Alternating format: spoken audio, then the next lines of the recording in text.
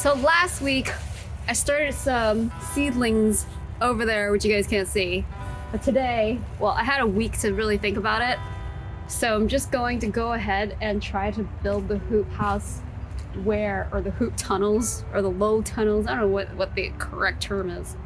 But basically, creating a bed right behind me where the ivy is. So we're gonna take that space back today, or try to. And we're gonna clear this out.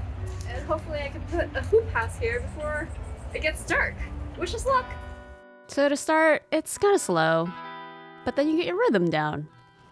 You spank, and you stab. You spank, and you stab. After doing this for a while, you'll be able to start rolling your ivy to make a giant burrito. Don't forget the spanking. I found the pitchfork to be the most useful, as you can see. And this ivy is pretty thick. Don't let your ivy grow out for like 20 years before you try to remove it. Making some good progress. Never grow ivy, folks. It's the worst.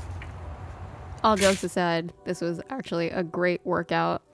It was 40 degrees that day, and we were both sweating.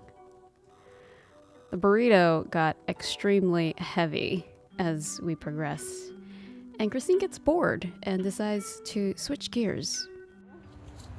I'm gonna push it, and I'm gonna hand it to you. Pull it towards you as much as possible. Oh! You okay? Yes?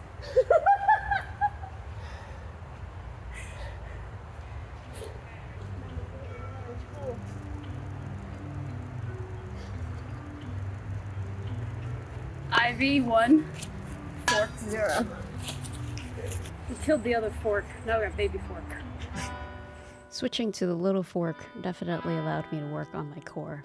I think I got a full body workout that day.